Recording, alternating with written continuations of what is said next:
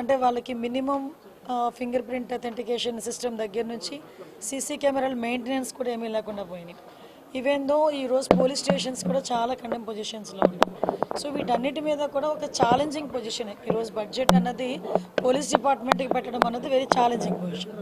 అయినప్పటికీ కూడా గౌరవ సీఎం గారు ప్రత్యేకంగా పోలీస్ డిపార్ట్మెంట్ మీద దృష్టి పెట్టడమే కాదు, లా అండ్ ఆర్డర్ని కూడా స్టిమ్యులేట్ చేయాలంటే వాళ్ళకి ఇవ్వాల్సిన ఎక్విప్మెంట్ కానీ వాళ్ళకి ప్రొవైడ్ చేయాల్సిన అన్ని ఫెసిలిటీస్ ఇవ్వాలి. కాబట్టి ప్రత్యేకంగా సీసీటీవీస్ కెమెరాస్ గురించి కానీ, డ్రోన్స్ గురించి కానీ, అదేవిధంగా ఇప్పుడు మనకి ఈగల్కి సపరేట్గా ఫండ్ అలొకేట్ చేయడం కానీ, సైబర్ క్రైమ్ పోలీస్ స్టేషన్స్ ఏర్పాటు చేయడానికి కానీ, వీటన్నిటికీ కూడా బడ్జెట్లోనే సానుకూలంగా స్పందించాల్సిందిగా మేము కోరుకున్నాం. అదే విషయాన్ని ఈరోజు మేము పర్టికులర్గా ఈరోజు ఫైనాన్స్ మినిస్టర్ గారి దగ్గర కూడా కూర్చున్నాం. నాకు తెలిసి లాస్ట్ 5 yearsలో ఇటువంటి మీటింగ్ జరిగి ఉండదు. ఎందుకంటే డిపార్ట్మెంట్కి ఎలాకేషన్కి ఒక 5% పంపించేసే పరిస్థితులు తప్పించి ఏ రోజు కూడా డిపార్ట్మెంట్స్ దగ్గర నుంచి ముందుగా ప్రపోజల్స్ తెప్పించుకొని అది ఎంతవరకు ఇంప్లిమెంట్ అవుతుంది, ఎంతవరకు మనం చేయగలమని ఒక ముందే అవగాహన తెచ్చుకొని ఈరోజు బడ్జెట్ ప్రవేశపెట్టడం అన్నది ఎన్డీఏ గవర్నమెంట్కే చెల్లింది. ఈ విషయంలో బడ్జెట్ కూడా మ్యాక్సిమం ఈరోజు ఆక్టోపస్ దగ్గర నుంచి, గ్రేహౌండ్స్ దగ్గర నుంచి మనం ఏర్పాటు చేసుకోవాలి, గ్రేహౌండ్స్ని మనం నిర్మించుకోవాలి. ఇవన్నీ కూడా న్యూ ఛాలెంజెస్ అన్నీ ఉన్నాయి.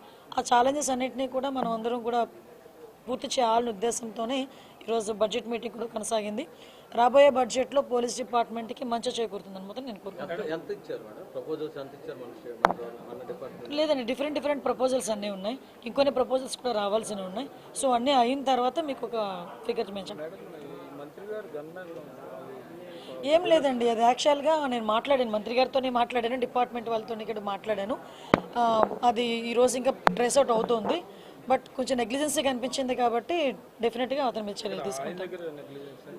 అంతే కదా, డిపార్ట్మెంట్ కాదు, ఆయన దగ్గర క్యారీ చేసే విషయంలో ఎక్కడో చిన్న అంటే మిస్యూజ్ అని కూడా కాదు, బ్యాడ్ లక్.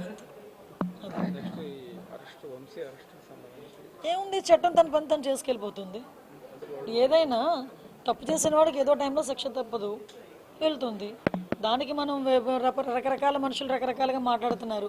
నిన్న వైఎస్ఆర్సీపీ వాళ్ళందరూ బయటకు వచ్చి డీజీపీ ఆఫీసులో మాకు రిప్రజెంటేషన్ ఇవ్వలేకపోయాము, ఇలాంటి మాటలు మాట్లాడుతూ ఉంటే కర్మ సిద్ధాంతం అన్నది నాకైతే గుర్తొచ్చింది.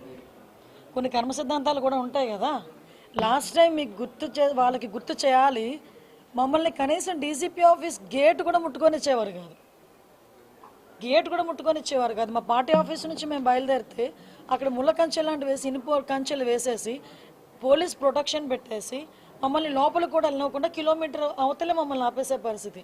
ఈరోజు చాలామంది ఈ 7 నెలల కాలంలో డీజీపీని కలిసిన సందర్భాలు చాలా ఉన్నాయి. వైఎస్ఆర్సీపీ వాళ్ళు, ఇదే ఎక్స్ మినిస్టర్ అంబటి రాంబాబు వీళ్ళందరూ కూడా ఈ 7 నెలల్లో 2-3 సార్లు వెళ్ళి డీజీపీని కలిసిన సందర్భం కూడా ఉంది. నిన్న డీజీపీ గారు ఏదో బిజీగా ఉండుంటారు, అక్కడ ఉన్న వాళ్ళకి ఇచ్చి రావాలి.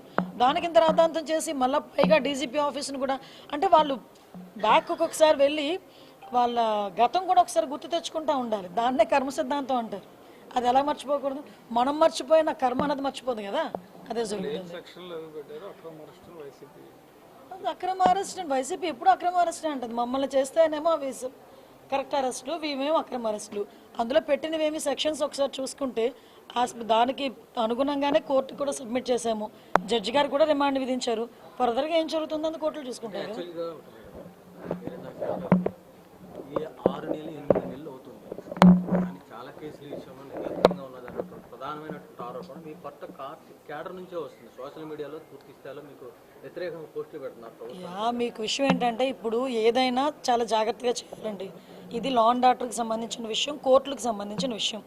ఒక కేసు పడింది అనుకుంటే ఆ కేసు ఎందుకు ఏ రకంగా పడింది అవన్నీ కూడా మేము కూలంకషంగా మేము చర్చించుకోవాలి. ఒక డీటెయిల్ రిపోర్ట్ ఇవ్వాలి అనుకుంటే కనుక మేము అంత స్టడీ చేయకుండా మేము ఇవ్వకూడదు.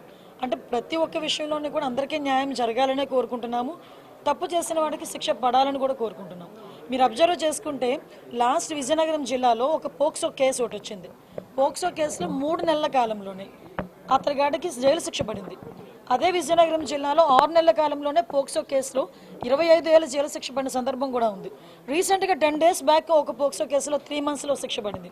సో ఈ విషయంలో నేనేమంటానంటే, పోలీస్ డిపార్ట్మెంట్ వాళ్ళు కానీ, ప్రాసిక్యూషన్ వాళ్ళు కానీ, ఈ ఇద్దరూ కూడా కోఆర్డినేట్ చేసుకొని ఎఫ్ఐఆర్ నోట్ చేసిన దగ్గర నుంచి, ఛార్జ్ షీట్ నోట్ చేసిన దగ్గర నుంచి కూడా కోఆర్డినేట్ చేసుకుని వెళ్తే శిక్ష పడే పరిస్థితులు కూడా చాలా ఎక్కువగా కనిపిస్తూ ఉంటాయి. దానివల్ల ఎటువంటి ఇబ్బంది కూడా కలగదని నా ఉద్దేశం. యా, అది దురదృష్టం అండి. అంటే విషయం ఏంటంటే ఫర్దర్గా మీకు లాస్ట్ 6 monthsలో కూడా చూసుకుంటే యాక్చువల్ క్రైమ్ రేట్ 9% తగ్గింది. ఎందుకంటే మీరు అబ్జర్వ్ చేసుకున్నా కూడా ఎక్కడ కూడా నిందితులను పట్టుకునే విషయంలో ఎక్కడ కూడా చిన్న నిర్లక్ష్యం కూడా మేము వ్యవహరించట్లే. ఇమీడియట్గా 24 to 48 hours మేము పట్టుకుంటున్నాము. As per rule, as per police rule, as per law మేము వాళ్ళని ప్రొడ్యూస్ చేస్తున్నాం. వాళ్ళకి కూడా రిమాండ్స్ వెళ్తున్నాయి. మ్యాక్సిమం వాళ్ళకి శిక్ష తొందరగా పడేయడానికి కూడా ఛార్జ్ షీట్స్ ఓపెన్ చేయడం కానీ, వాటికి సంబంధించిన క్లూస్ ఇవ్వడం కానీ, ఫోరెన్సిక్ రిపోర్ట్స్ ఇవ్వడం కానీ చాలా తొందరగా డిపార్ట్మెంట్ వాళ్ళు చేస్తున్నారు. కాకపోతే 1 or 2 situations డెఫినెట్గా జరుగుతున్నాయి. ఈరోజు చూస్తే అమ్మాయితో నేను వాళ్ళ తల్లిదండ్రులతో కూడా నేను మాట్లాడాను. అమ్మాయితో ఫోన్లో మాట్లాడడం కూడా వాళ్ళకు కొంచెం ధైర్యంగా ఉంటుందని చెప్పి ఇక్కడ నుంచి నేను అన్నమయ్య జిల్లా అమ్మాయిని ఇమీడియట్గా ఇప్పుడు బెంగళూరు కూడా షిఫ్ట్ చేశారు. మన మంత్రిగా రాంప్రసాద్ రెడ్డి గారు కూడా ఇమీడియట్గా అక్కడికి వెళ్ళారు. లోకేష్ గారు కూడా వాళ్ళతో పరామర్శించారు, వాళ్ళతో ఫోన్లో మాట్లాడారు. నేను కూడా మాట్లాడాను. ఎట్టి పరిస్థితుల్లోనే ఆ అమ్మాయి కంపల్సరీగా బతకాలి, అమ్మాయికి క్షేమంగా బయటకు వస్తుందన్న నమ్మకం మాకుంది. నిందితుడు ఎవరైనా కూడా కంపల్సరీగా యాజ్ ఎల్ యాజ్ పాసిబుల్ పట్టుకుంటాం. శిక్ష అయితే చాలా గట్టిగా కూడా ఉంటుంది. Thank you.